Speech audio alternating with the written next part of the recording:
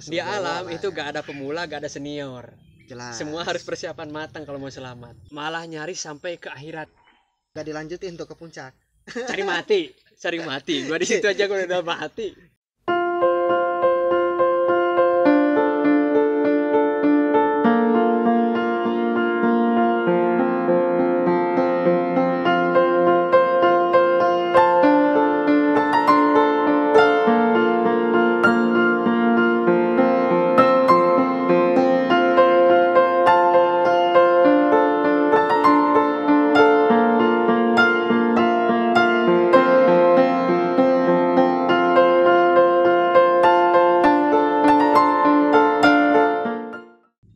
Salam lestari.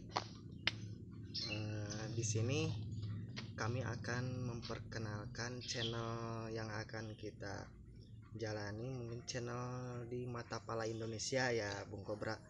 Di sebelah kanan saya ini pada sore ini saya sedang bersama Bung Kobra Petualang. Itu kan nama rimbanya ya. Kalau nama aslinya itu Egi, tapi bagi yang tahu silahkan tulis di komentar kenapa beliau bisa disebut Kobra Petualang. Bagi yang tahu silahkan tulis di komentar.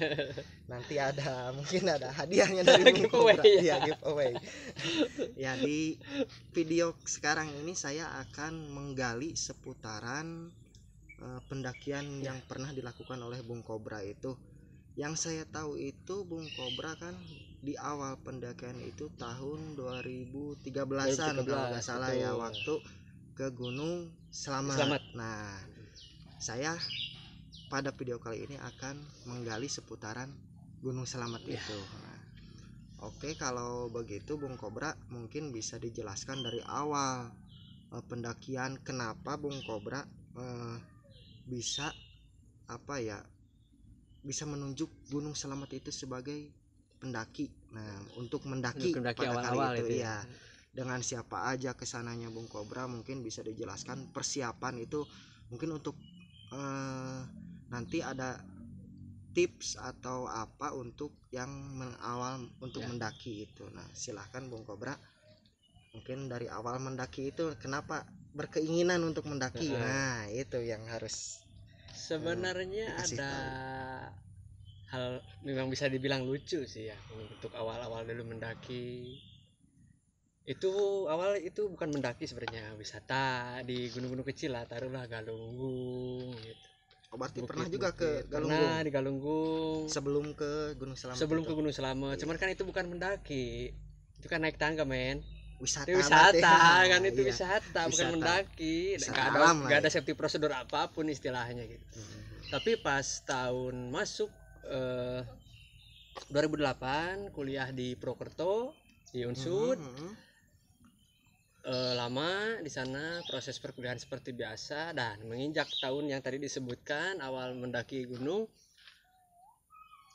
aku bingung malam tahun baruan nih sama teman-teman. Kan biasa di kampus tuh nongkrong. Ada temen asli Jawa, orang Sumbang, namanya Mas Rizky. Halo Mas Rizky. Dia nanya, Mas Egi, ini tahun baruan mau kemana? Lagi mikir, bingung. Datang lagi teman Mas Yudi, datang lagi Mas Fitro, terus datang lagi orang satu nih dari orang jauh, dari orang seberang, Pulau GB, daerah Halmahera. Maluku. Masuknya itu Maluku ya. Namanya Rajab Jaboremos, cuman jadi disebutnya Rajab. Dia ikut nongkrong, sama menyimak gitu, mau kemana nih tahun baruan. Tanpa rencana atau tanpa itu, spontanitas aja kan, begitu nongkrong kampus kita itu menghadap ke Selamat kan. Iya. Nah, sore-sore itu sambil mikir mau kemana, kelihatan itu kan lagi cerah, Gunung Selamat lagi cerah, kelihatan itu. Gimana kalau ke sana aja? Bercanda itu di situ. Berarti itu satu hari sebelum, malah jauh-jauh hari, malah seminggu lah. Ada seminggu sebelum pendakian. Berarti. Jadi bulan kalau Desember berarti. Bulan Desember, cuman tanggal 20-an lah gitu, belum menginjak ke 25 ke sana. Ke sana gitu. Teman-teman malah mengiyakan. Dianggap serius. Oke katanya. Oke, bener, aku juga belum ke sana. Termasuk orang pribuminya sendiri, aku juga katanya belum ke sana. Aku menceritakan pernah ke Galunggung, mereka menganggapnya aku pernah ke gunung itu biasa mendaki. Padahal kan ya wisata. Wisata Ada ya, hal lucu iya, di situ, untuk ada Galunggung kesalahpahaman. wisata ya, itu termasuk Gitu yang di gunung wisata. kawahnya. Aduh. Nah, sebelum jauh ke pendakian, apakah itu kan kalau di kampus itu dikenalnya kalau yang suka mendaki itu ada mahasiswa Mapala ya, Mapala. ya. Nah, itu apakah Bung Kobra juga masuk Mapala atau mungkin itu cuma sekedar untuk apa ya, tujuan awal mendaki itu apa? Nah, tujuan awal jadi kepengen mendaki itu. Oh iya, bener. Nah, itu Awalnya jujur sampai sekarang saya ini bukan, mohon maaf, bukan anak Mapala, dan salam hormat kepada teman-teman Mapala.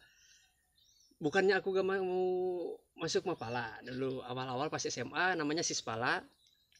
Jadi pas begitu masuk di SMA itu kan dulu waktu tahun awal milenium lah ya, 2000 ya, masuk pecinta alam kan itu pendidikannya luar biasa ya, tahu sendiri ospeknya kayak gimana kerasnya, memang itu membangun kedisiplinan bagus. Tapi mentalku saat itu belum kebangun. Iya, benar. Jadi pas begitu tahu prosesnya seperti itu, ya buset, gimana nasibnya fisik gua gitu loh. Jadi pas begitu formulirnya dapat, saya mengurungkan niat untuk masuk ke pecinta alam, tapi tidak menutup silaturahmi dengan orang-orang pecinta alam. Nah, tahun 2000, pokoknya sebelum lulus SMA. Saya diajak nih di Galunggung upacara Agustusan, sama namanya ada di Tasikmalaya, salam hormat FKPAT, forum pecinta alam lah di kota tersebut. Ikut di sana, ternyata keseruannya begini naik gunung nih.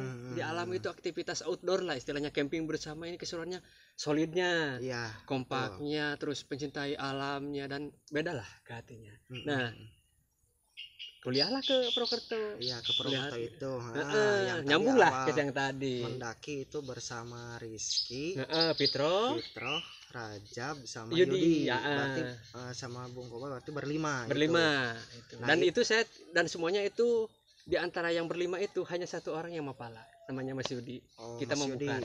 Berarti ada nggak di salah satu yang 5 orang itu tadi yang pernah pendakian gunung secara profesional? Nah, jujur nih, lucunya makanya disebut lucu ini, belum pernah ada yang pernah naik gunung bener-bener, men. Berarti dari yang 5 itu pemula semua, newbie malah. Jangankan ya Gunung Slametnya tingkatnya tertinggi di di Jawa Tengah ya, kedua di Pulau Jawa, ketinggian 3.400, men. Itu dari antara kita berlima belum ada yang naik gunung sampai 2.000 pun belum ada.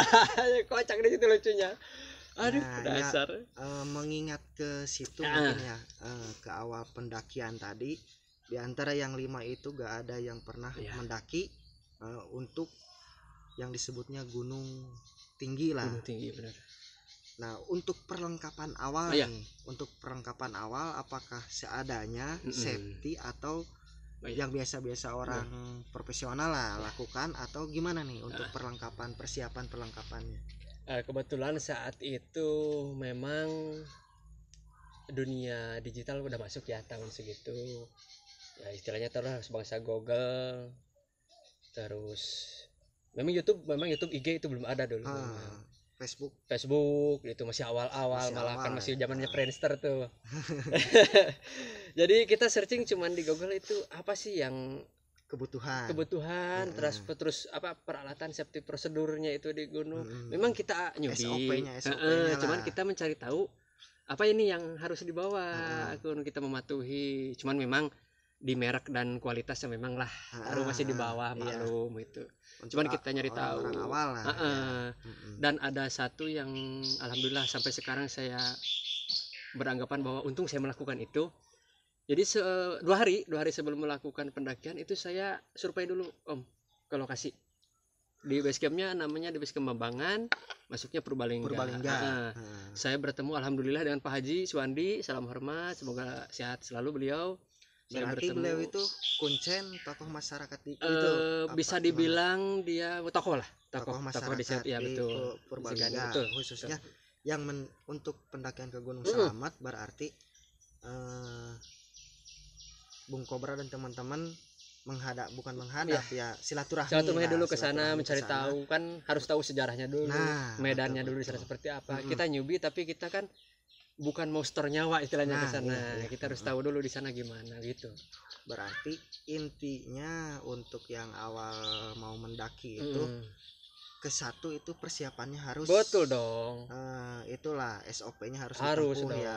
Yang kedua minimal googling Ya. untuk Cari tahu lah gunung gitu. yang mau didaki. Ya. Itu kan ada bukan aturan ya, disebut aturan bisa itu disebut itu. aturan sopan santunnya. Nah, apalagi ketika itu di sopan gunung. santun Nah, tuh. itu Penting untuk itu. para awal pendaki itu harus ditempuh minimal. Betul. Googling lah di Iya. Google. Kalau enggak yang seperti tadi Bung Kobra dan kawan-kawan lakukan itu menemui tokoh masyarakat tersebut. Ya, Nah, itu yang lebih tahu. Ya berarti bisa ditarik kesimpulan kalau yang saya tadi dengar dari cerita Bung Kobra, berarti Anda itu Bung Kobra naik itu dari jalur Bambangan. Kalau nggak salah dusun atau desa Kutabawa, Purbalingga. Yang saya tahu kan di situ ada 5 jalur tuh, dan Gunung Selamet itu termasuk masuk 5 kabupaten. 5 ya, kabupaten. Ya. Itu malah jadi gunung bukan tertiga tapi terbesar. Se-Indonesia malah kalau nggak salah itu cuma Gunung Selamet yang masuk kabupaten kotanya yang paling banyak. 5 men. 5 biasanya kan 2, biasanya 3. Banyumas, Purbalingga, Tegal, Brebes, Pemalang. Oh iya, Gila, berarti 5 men. di 5 kabupaten itu ada trek-treknya tersendiri. Ada, kalau nggak salah ada. Malah yang itu yang disebutkan tadi katanya beberapa jalur itu yang kita ketahui gitu ya. Tapi sebenarnya yang tidak up lah istilahnya, tidak viral, banyak sebenarnya ada. Ada beberapa kesulitan juga ya. Siap. Nah, berarti Mas Kobra itu tadi naiknya dari jalur Bambangan, Purbalingga. Nah, kenapa jadi bisa memilih jalur itu? Apakah kesulitannya kurang atau treknya gimana? Mungkin bisa untuk informasi juga ke teman-teman yang mau mendaki memilih jalur Bambangan itu. Nah, gimana itu untuk jalur itu sendiri? Sebenarnya semua jalur itu memang ada kesulitannya masing-masing. Cuman ada mendingnya lah. Jadi posisikan saya kuliah di Purwokerto, Banyumas. Itu yang terdekat sebenarnya ada jalur Baturaden. Ya, betul. Yang paling dekat ya dari. Yang paling dekat sebenarnya Baturaden, tinggal lurus aja. Nah, cuman kesulitannya luar biasa. Kata teman saya juga yang taruhlah senior Mapala di kampus itu, bahwa jalur Baturaden terjal langsung curam lah ya, curam, lurus, terus banyak cabangnya, itu yang bahaya. Jadi kalau banyak cabang sangat tersesatnya kemungkinannya besar banget. Ya, apalagi yang kita ketahui itu untuk di Gunung Selamet ini sebagai informasi ya, kabutnya itu luar biasa. Curah hujannya, curah hujan dan cuacanya itu bisa berubah. Nah, tanpa sepengetahuan kita bahkan benar-benar. Dilanjut lagi, kenapa tadi memilih jalur Bambangan itu gimana tuh? Nah, karena dengan beberapa pertimbangan itu, jadi kalau mau Baturaden harus ada yang udah pro di situ nganter. Karena udah kita pernah, karena kita belum ada yang pernah. Ada informasi lagi di jalur sebelah, ya Purbalingga. Taruhlah Purbalingga kan jaraknya daripada ke Tegal, yang dari Guci atau Pemalang, itu yang dekat dari Purwokerto selain Baturaden itu Bambangan, Purbalingga. Dan itu ternyata setelah banyak tanya kepada teman-teman yang sudah expert, jadi itu jalur favorit itu. Kenapa saya juga memilih jalur sana? Karena mungkin kalau favorit kan biasanya banyak orang.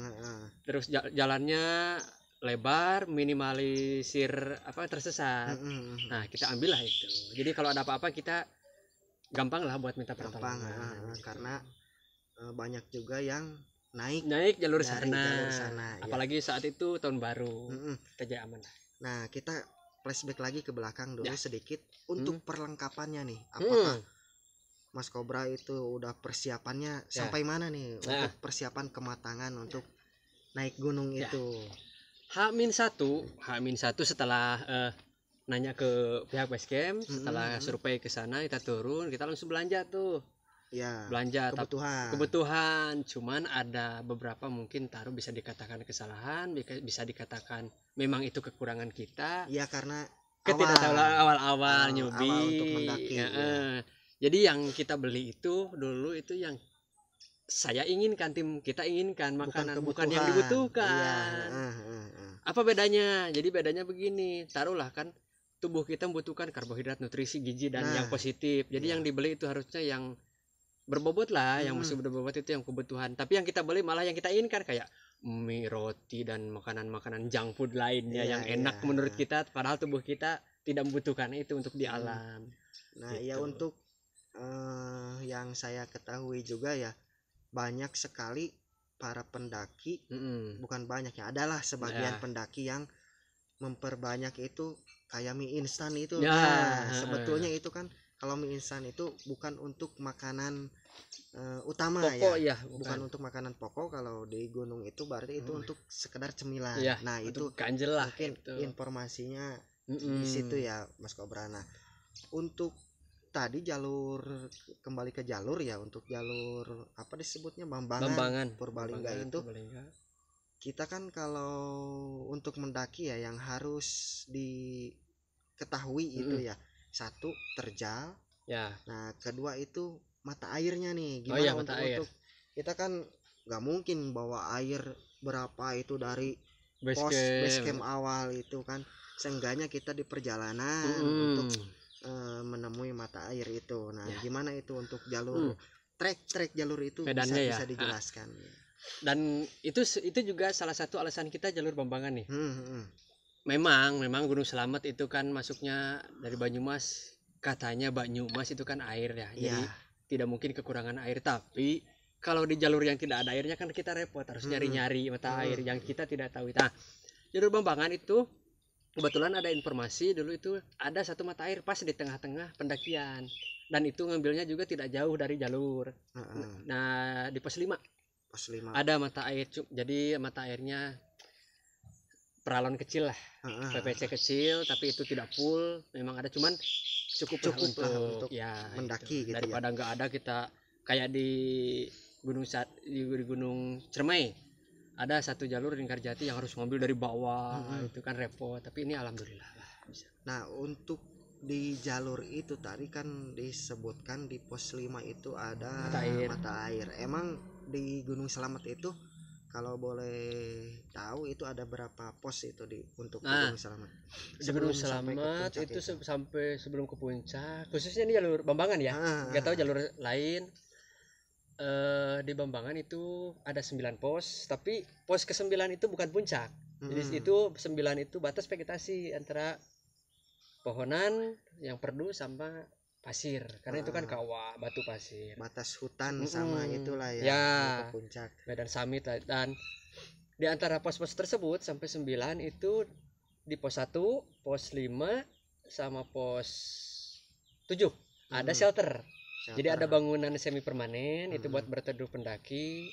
Tapi kalau bisa jangan sampai, kalau lagi rame nih jangan mendirikan tenda di dalam shelter tersebut. Jadi kalau ada yang urgent terus ada tenda di dalam kan kasihan. Iya kasihan yang itu ya, kalau ada yang sakit atau ada yang sakit evakuasi, cuaca buruk. Betul. Nah berarti untuk pengetahuan juga nih buat teman-teman, kalau kita mendaki gunung dan di situ ada shelter, jangan sekali-sekali mendirikan tenda di dalam shelter. Boleh lah kalau di luar, di lingkungan boleh lah gitu. Nah, jadi itu kan udah dilindungi sama shelter, gak perlu lah bikin tenda lagi. Itu kalau rame. Nah untuk pendakian ke Gunung Selamet jalur Bambangan itu membutuhkan berapa lama tuh untuk sampai ke camp terakhir? Kalau diambil santainya enaknya itu kalau ada waktu 3 hari enak tuh. 3 hari enak, tapi kalau waktunya mepet 2 hari bisa. Jadi kita berangkat pagi dari base camp jam 8-an lah. Kita itu antara di pos 5 sampai pos 7 itu campground. Enak tuh. Pos 5 sama pos 7. Atau pos 7. Di luar itu enggak apa-apa, cuman itu dipertimbangkan sama kita jarak tempuh nanti ke puncak untuk summit attack. Iya, kalau kita semakin posnya campnya di bawah nanti ke puncak kan jauh waktu lagi, capek ya. Iya gitu. Belum kan kalau mau summit attack itu harus malam ya, harus dini hari ya. Kalau mau ngejar pagi-pagi atau taruhlah sunrise dan lain-lain ya kan, yang mungkin untuk pengetahuan juga, kalau di Gunung Slamet itu ada nggak, misalkan ini ya, misalkan tadi ada dikatakanlah ada 9 pos yang dari jalur Bambangan itu. Nah, di pos mana saja nih yang nggak boleh mendirikan ngecamp lah istilahnya. Kecuali kalau urgent ya, kita kemalaman atau apa atau gitu. faktor alam lain. Sebenarnya di Slamet tidak ada larangan khusus secara tertulis seperti di Semeru kan nggak boleh mendirikan tenda selain di Ranukumbolo sama Kalimati. Di Slamet bebas, cuman ada beberapa kearifan lokal dan kepercayaan pendaki gitu. Jadi biasanya kalau yang mentalnya kurang itu biasanya di pos 4 itu bisa jadi dikatakan pantangan mendirikan tenda. Kenapa? Karena di situ ada nama posnya itu Samar Hantu. Itu bisa dikatakan ya pasar setannya di ya dari namanya juga kita itu dari namanya juga kan udah kelihatan lah ya. Buset, pokoknya udah kelihatan dari namanya juga. Itu di situ.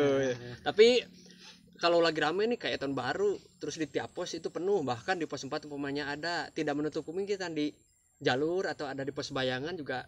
It's okay, nggak apa-apa. Itu kan bukan jadi masalah. Ada beberapa rombongan juga. Ya, gitu. Tergantung mental dan persiapannya kita aja. Berarti tadi disebutkan di situ ada beberapa kearifan lokal. Ya. Nah, di setiap gunung juga itu pastilah ada jelas kearifan lokal yang harus kita patuhi, hargai, hormati meskipun betul. Ya ada beberapa orang yang nggak percaya tuh sama kayak gitu, tapi kalau menghormati itu wajib, harus hukumnya wajib untuk itu. para pendaki. Kita itu kesana, kita itu sebagai tamu. Betul apalagi kita untuk bertamu itu kan harus ada etika harus dijaga. Kalau itu gak dijaga celakalah kita. Nah, itu kita meminimalisir untuk kejadian yang tidak diinginkan. Betul sekali itu. Tadi kan Bung Kobra berarti pada waktu itu tuh, pada waktu mendaki itu dari pos itu pagi. Dari mana? Dari base camp tuh? Dari base camp itu pagi. Mendaki berarti sampai ngecamp itu di pos berapa tuh? Ada kejadian yang memang di luar yang ekspektasi gitu ya. Kita memang berharap sampai pos 5 dan pos 7. Kita berharap di situ biar summitnya enak. Cuman ya kejadian di lapangan yang kan berbeda, namanya alam kita tidak bisa tidak bisa kita duga, tidak bisa diprediksi. Jadi memang kita disiplin untuk berangkat nih pagi. Pas berangkat ke sana tahun baru rame.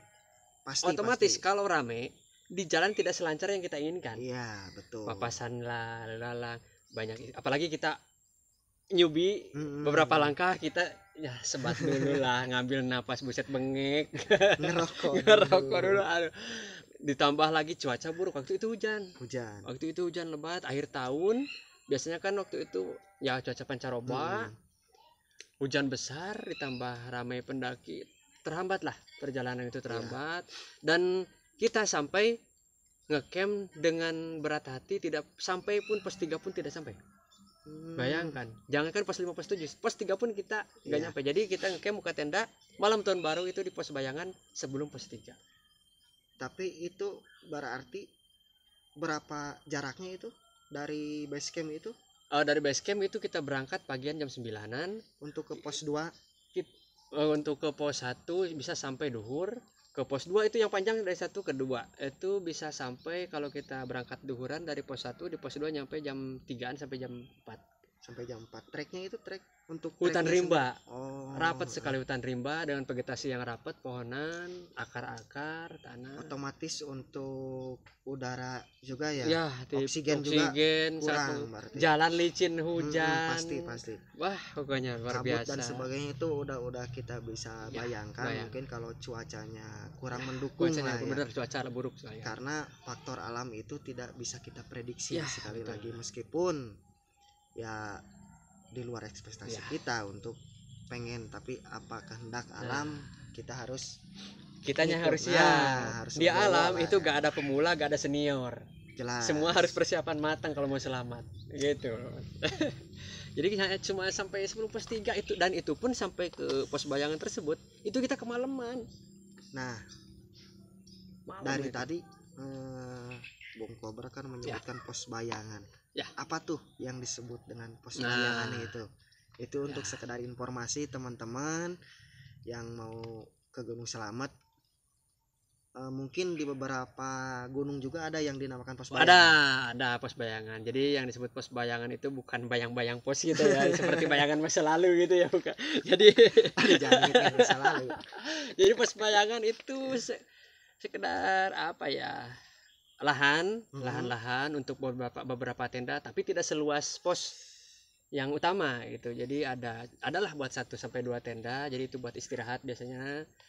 Jadi di antara pos lah ada beberapa lapak gitu. Jadi buat ngecamp atau buat istirahat. Nah, itu buat mencegah kalau kita gak sampai ke pos tersebut dengan alam yang tidak mendukung, bisa lah di situ. Bisa di pos bayangan itu. Cuman resikonya tinggi.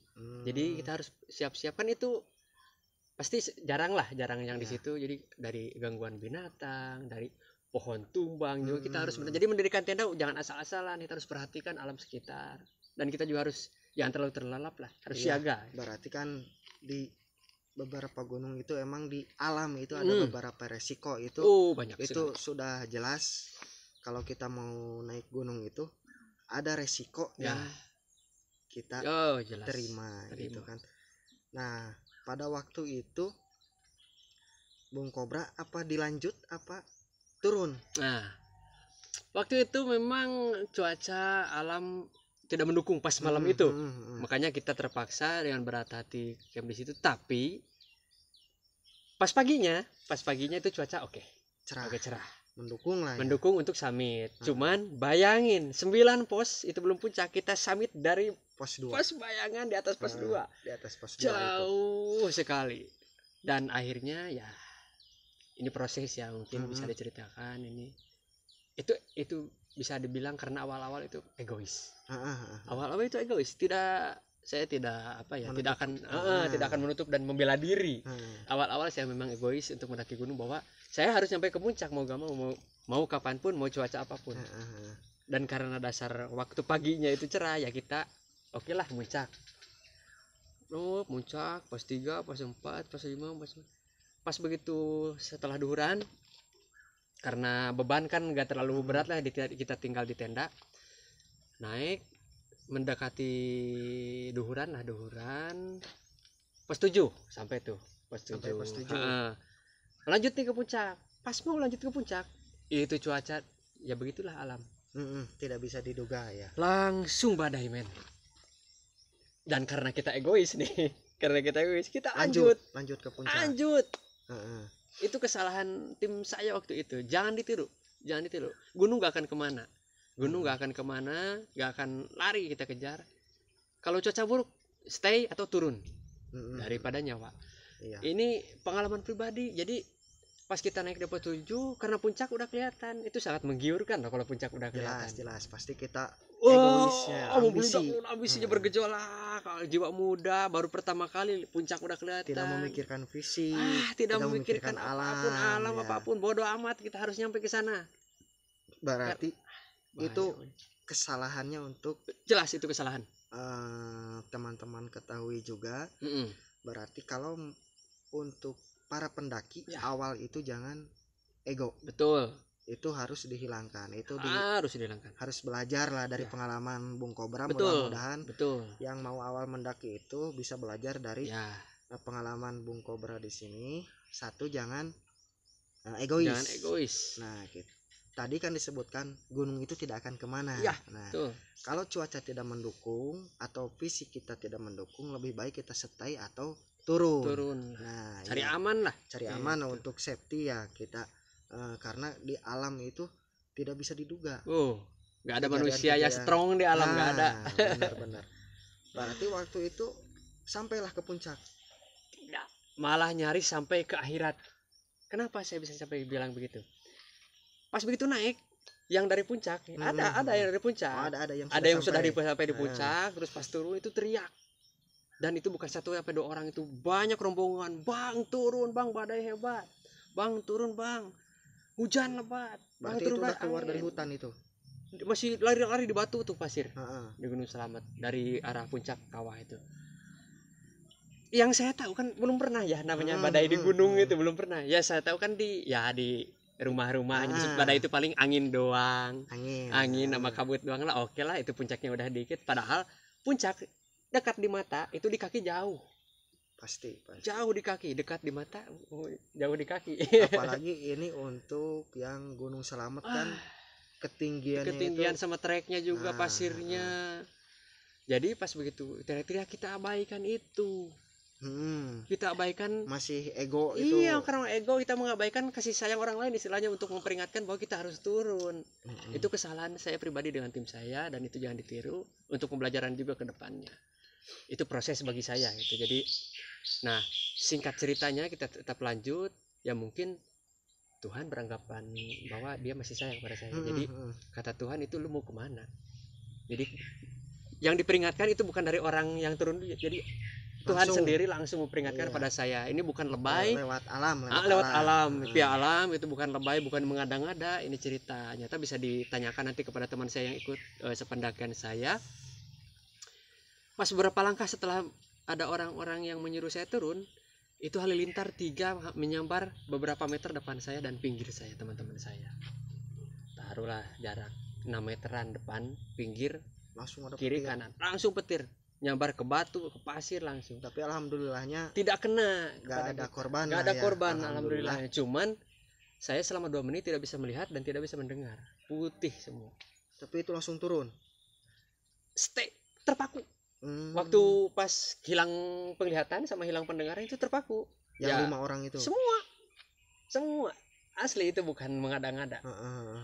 Nah begitu bisa kebuka kembali, alhamdulillah. Saya juga sempat kaget, perasaan itu udah sadar lah ya. Kirain mau mati istilahnya gitu. Pas begitu sadar, kita masih terpaku tuh. Ya karena masih kaget. Apa yang baru saja terjadi gitu. Blank, bener. Blank. Nah, hujan rintik-rintik itu sakit. Ternyata pas dilihat itu air hujannya itu butiran es. Tapi bukan salju ya, bukan putih gitu, tapi bening es gitu, kayak kelereng cuman kecil bentuknya. Nah pas itu kena tubuh kita kan kerasa sakit, itu baru sadar di situ. Betul, baru sadar. Turun. Langsung saya mengambil keputusan karena saya ditunjuk sebagai leader. Meskipun leader abal-abal waktu itu, baru awal-awal, mohon maaf itu tidak mematuhi protokol safety prosedur karena egois. Saya memutuskan saat itu, entah apapun pokoknya turun semua. Langsung turun, tertatih-tatih karena lemas dan masih penglihatan masih samar-samar. Dan saat itu kita alhamdulillah di jalan kita memang buru-buru turun dalam keadaan ya tertatih-tatih karena badai. Sampailah pos 7 dan alhamdulillah terima kasih kepada teman-teman Universitas UGM kalau nggak salah dulu itu yang stay di pos 7, yang katanya kakak angkatannya, saudaranya yang meninggal 7 orang di Puncak Selamet ya. Terima kasih sudah menolong saya. Saya tidak tahu angkatan berapa itu dan siapa itu. Pokoknya kalau ada yang melihat, terima kasih sudah menolong mengevakuasi tim saya, menawarkan beberapa kopi dan teh, terus menyarankan saya membuka baju. Jadi pas begitu turun, kan pakaian basah ya. Apalagi pakai jaket basah berat. Itu dinginnya luar biasa sampai saya menggigit jari saya sendiri untuk bisa mengalirkan darah dan tetap ada rasa biar gak hipo. Berarti itu udah masuk hipo gitu. Oh, udah memasuki hipo karena ini juga udah agak kerasa udah. Tapi karena ketidaktahuan. Iya, karena itu buah egois. Karena ketidaktahuan Bung Kobra dan teman-teman. Waktu itu mungkin alhamdulillahnya dengan pertolongan yang dari teman tadi, Bung Kobra sampai sekarang bisa selamat. Masih bisa menyampaikan cerita ini. Nah, ya itu jangan egois. Jangan egois. Berarti harus minimal lah ada 1 atau 2 orang yang pernah yang bisa memandu, yang memandu lah untuk memandu ke gunung itu mungkin ya. Atau enggak tadi mungkin beliau karena keegoisannya itu. Kita percaya gak ditawarin kopi sama teh yang dari anak UGM itu, kakak-kakak itu menawari, "Mas, bajunya buka." Kan karena ketidaktahuan. Gue malah lagi dingin, malah suruh buka baju. Kan gila. Itu dulu waktu karena ketidaktahuan prosedurnya gitu untuk pengetahuan belum inilah ya. Jauh lah, mereka kan mapala gitu. Akhirnya saya nurut dan tim saya buka. Bener. Agak anget. Malah hilang dinginnya gitu. Padahal buka baju. Darah gitu. Iya, karena gak nempel yang baju basah. Dan ditawari, yang lucunya ditawari, Mas mau kopi apa teh? Hmm. Itu ditawari. Gak bisa ngomong, kaku ini. Itu mungkin masuk ke tahap beberapa persen stadium lah istilahnya, hipotermia, nggak tahu kelas mana gitu. Cuman gak bisa ngomong selama 2 jam. Berarti dari kaget tadi, Kaget, dingin, dingin, hipo. hipo, Luar biasa. itu udah campur aduk, mungkin bisalah kejadian kayak Kejadian Bung Kobra. seperti itu. Mudah-mudahan jangan sampai terjadi Ya, lagi jangan. kejadian yang seperti Bung Kobra alami. Jangan.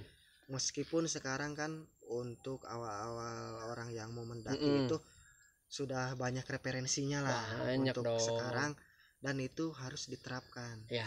Kembali lagi jangan mengandalkan ego. Ego. Nah, Jangan. itu pesannya itu mungkin yang mau disampaikan Bung Kobra itu, jangan ego Jangan itu. egois pokoknya. Nah, benar. Gak Mungkin bakal ada yang menang.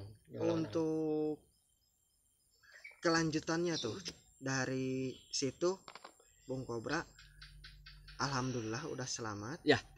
Yang tadi ditolong oleh kakak-kakak Mm-mm. yang lain. Dari situ Bung Kobra langsung turun ke tenda. langsung turun ke tenda. gak dilanjutin tuh ke puncak. Cari mati.